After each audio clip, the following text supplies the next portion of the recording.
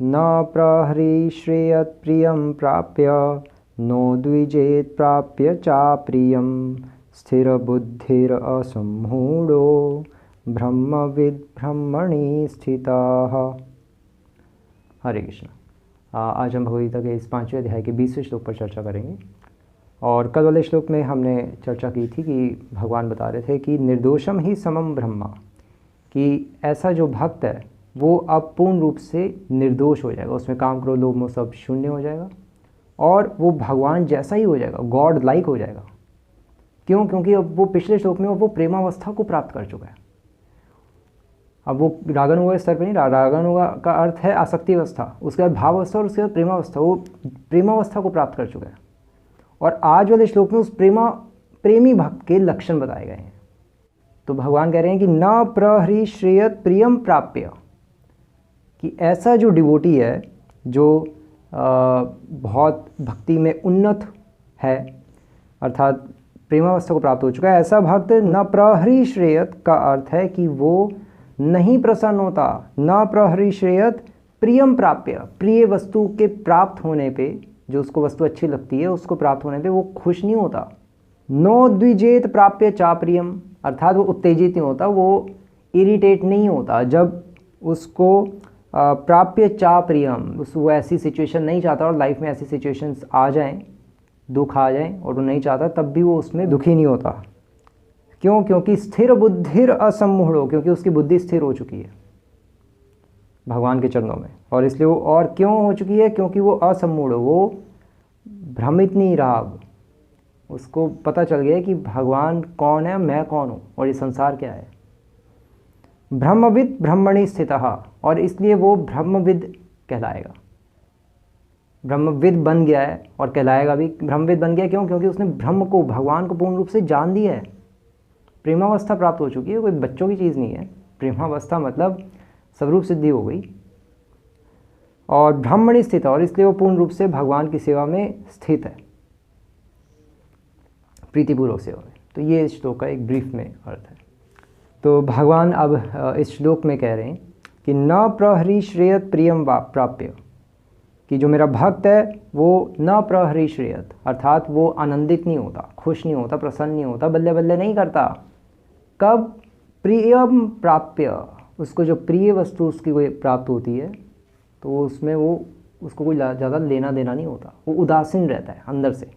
बाहर से फिर भी दिखाएगा हाँ मुझे बहुत अच्छा लगा, जैसे शिल प्रभुपाद बाहर से देखने में लगता था कि बहुत खुश हो रहे हैं, इतना बढ़िया बढ़िया खाने को मिल रहा है, 56 भोग लग रहे हैं, रोल्स रॉयस में बैठने को मिल रहा है, फ्लाइट्स में जा रहे हैं, पूरे वर्ल्ड में घूम रहे हैं। बाहर से लग रहा था बहुत प्रसन्नचित हैं, लेकिन वो उदासीन थे, उनको कोई लेना देना नहीं था इन चीज़ों से। अगर उनको लेना देना होता तो भगवान पूरे वर्ल्ड में ऐसे ट्रैवलिंग थोड़ी ना करवाते उनसे, और लोगों को बदलवाते थोड़ी ना। लोगों का जीवन बदल गया शिल प्रभुपाद के कारण। और न उद्वेजित प्राप्य चाप्रियम, अर्थात कहने का मतलब है कि वो उद्विग्न नहीं होता, परेशान नहीं होता जब कोई प्रतिकूल परिस्थिति आ जाती है लाइफ में, या कुछ बुरी वस्तु प्राप्त हो जाती है। हम नहीं चाहते कि मुझे, फॉर एग्जांपल, मैं चाहता हूँ कि मुझे इडली मिले और मुझे मिल गया एक सिंपल सा राइस मिल गए, तो उसमें वो दुखी नहीं होगा। भगवान कह रहे हैं न प्रहृष्येत् प्रियम प्राप्य, वो प्रिय वस्तु को प्राप्त होने पर खुश क्यों नहीं होगा ऐसा भक्त? क्यों? क्योंकि उसको कृष्ण प्रेम मिल चुका है, उसको प्रेम का ही इतनी प्रसन्नता अनुभव हो रही है कि वो इस संसार की छोटी मोटी प्रसन्नता को क्या करेगा। जिस तरह से मान लीजिए हमें कोई अभी खिलौना खेलने को दे दे, तो हम उस खिलौने से क्या करेंगे? हम क्या खुश होंगे उस खिलौने को प्राप्त होने पे? नहीं। उसी तरह से जो प्रेम अवस्था जिसने प्राप्त कर ली, जो प्योर डिवोटी है, उस प्योर डिवोटी के लिए कोई संसार की कोई भी चीज़ मिल जाए वो उसमें खुश थोड़ी ना होगा, उसके लिए खिलौना है सारे संसार की सारी चीज़ें। और नो द्विजेत प्राप्य चाप्रियम, और उसको कोई भी दुख नहीं होगा अगर उसको कोई अप्रिय वस्तु प्राप्त होती है या अप्रिय परिस्थिति में अगर वो होता है तो। क्यों नहीं होगा? क्योंकि उसको पहले ही बहुत दुख है। उसको पहले ही पता है कि मैं भगवान के बिना करोड़ों जन्म बिता चुका हूँ, यही सोच सोच के उसको इतना दुख है। और एक्चुअली चैतन्य चरितमृत में स्टोरी भी आती है, उस स्टोरी को कहते हैं किम अद्य तक्रम, महाप्रभु ने सुनाई है वो, और स्कॉलर्स भी कोट करते हैं वो स्टोरी में क्या है, उस स्टोरी में ये है कि 3 औरतें घड़ा लेके जा रही थी छाछ का, और वो जा रही थी तो एकदम से एक घोड़े वाला आया, बहुत तेज़ भगाते हुए साइड से निकल गया, और वो घोड़े जो मटके थे वो तीनों फूट गए। और वो दोनों औरतें, 3 में से 2 औरतें बहुत फूट फूट के रोने लग पड़ी, एक औरत चुप बैठी थी। तो उन 2 औरतों ने कहा कि हम इतना रो रही हैं, इतनी मेहनत से हमने छाछ बनाई थी, तक्रम कहते हैं छाछ को, किम अद्य तक्रम, कि अब इस छाछ का क्या करें। तो उन 2 औरतों ने कहा कि हमने इतनी मेहनत से छाछ बनाई है और इसलिए वो हमारा घड़ा टूट गया, इतनी दूर से भर के भी ला रही थी और हमें इतना दुख हो रहे हैं, तू क्यों नहीं दुखी। जो एक औरत नहीं रो रही थी, तो उसने कहा मैं इसलिए नहीं दुखी क्योंकि तुम अगर मेरा दुखड़ा सुन लोगे तो तुम्हारी ज़मीन खिसक जाएगी। मैं पहले ही बहुत दुखी हूँ, तो इस दुख से मुझे तो कोई लेना देना ही नहीं है, तो बिल्कुल राई के समान दुख है ये तो उसने कहा ऐसा क्या हो गया तुम्हारे साथ। तो उसने कहा कि मेरे साथ क्या हो गया तुम सुनोगी तो हिल जाओगी। मैं पहले क्वीन थी, क्वीन राजा की एक रानी थी मैं, और मेरा अपने प्रजा के किसी एक व्यक्ति के साथ अफेयर हो गया था, और फिर मैंने अपने उस प्रेमी के साथ मिलकर अपने पति अर्थात राजा का मर्डर कर दिया, मृत्यु हो गई उसकी, और थोड़ा पैसे वैसे लेके हम भाग गए। एक जंगल में जाके पहुँचे हम, और एक जंगल में जिस जगह पे हम रात को बैठे तो वहाँ उस मेरे प्रेमी को सांप ने डस लिया और वो मर गया उसी वक्त। और फिर कुछ देर बाद डाकू आए और डाकू मुझे उठा के ले गए, क्योंकि मेरे पास इतने थोड़े पैसे वैसे भी थे, चीज़ें भी थी, और अकेली थी मैं, और डाकू उठा के ले गए और डाकू ने मुझे वैश्या बना दिया। और वैश्या बना दिया, और वैश्या का मैंने फिर कई साल प्रोफेशन किया।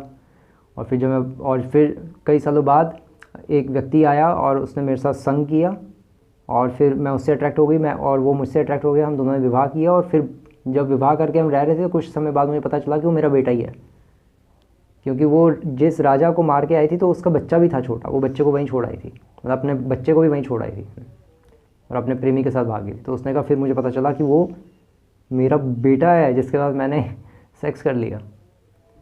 और फिर मुझे इतना दुख हुआ, इतनी गलानी हुई कि मैं रातों रात अपने उस पति को या बेटे को छोड़ के भाग गई, और भागकर फिर मैंने सुसाइड करना चाहा, और फिर मैंने सुसाइड किया। लेकिन फिर मुझे एक व्यक्ति ने बचा लिया, एक धोबी ने बचा लिया, और आज उसी धोबी के साथ मैं रह रही हूँ और किसी तरह से अपनी लाइफ बिता रही हूँ। अब इससे ज़्यादा दुखड़ा तो मैं क्या सुनाऊँ। तो उसी तरह से एक प्योर डिवोटी को पहले ही बहुत दुख होता है कि मैं भगवान की करोड़ों जन्मों से भक्ति नहीं की, और उसको भगवत विरह का भी दुख है, भगवान से सेपरेशन भी फील होती है। तो उसके लिए संसार में अगर कुछ होता भी है, कुछ छोटी मोटी चीज़ें ऊपर नीचे होती भी हैं, परिस्थितियाँ, या उसकी बेइज्जती होती है, कुछ भी होता है, तो वो विचलित नहीं होता। उसको पहले ही भगवान से दूर होने का दुख है, और भगवान की भक्ति करोड़ों जन्मों से ना करने का दुख है एक प्योर डिवोटी को। तो इसलिए वो चा प्रियम, जो उसको प्रिय नहीं है उसको प्राप्त होने पर इसलिए वो दुखी नहीं होता, उसको पहले ही बहुत दुख है।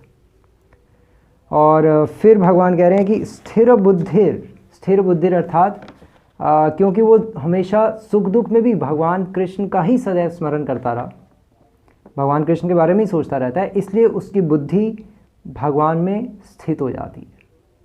स्थित हो जाती है अर्थ है कि भगवान की सेवा में स्थित हो जाती है। वो हमेशा भगवान के बारे में और भगवान की सेवा के बारे में सोचता रहता है, जिस तरह से हनुमान जी सोचते थे। और फिर असम्मूढ़ों का अर्थ है कि वो फिर भ्रमित नहीं होगा, किसी भी परिस्थिति में वो भ्रमित नहीं होगा, उसको अपनी स्वरूप सिद्धि हो गई, उसको पता चल गया कि जीवेर स्वरूप है कृष्ण नित्य दास। भगवान उसको इस अवस्था में फेस टू फेस दर्शन देते हैं अपने। और असम्मूढ़ों का मतलब ये भी है कि उसको फिर अपने शरीर और आत्मा में कभी कन्फ्यूजन नहीं होती कि मैं शरीर हूँ, वो कभी ऐसा सोचता नहीं है। उसको सदैव पता रहता है कि मैं आत्मा ही हूँ और मैं भगवान का नित्य दास हूँ। उसको अपना स्वरूप रिवील हो जाता है, स्वरूप सिद्धि जिसको कहते हैं।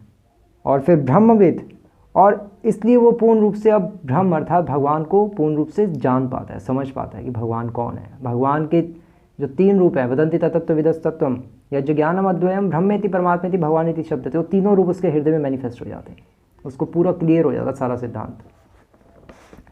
और ब्रह्मणि स्थित, और इस कारण से वो भगवान में स्थित हो जाता है। भगवान में स्थित हो जाता है का अर्थ है कि भगवान उसको अपनी सेवा में स्थित कर लेते हैं, भगवान उसको अपने पार्षद के रूप में स्वीकार कर लेते हैं। हरे कृष्णा। श्री प्रभुपाद की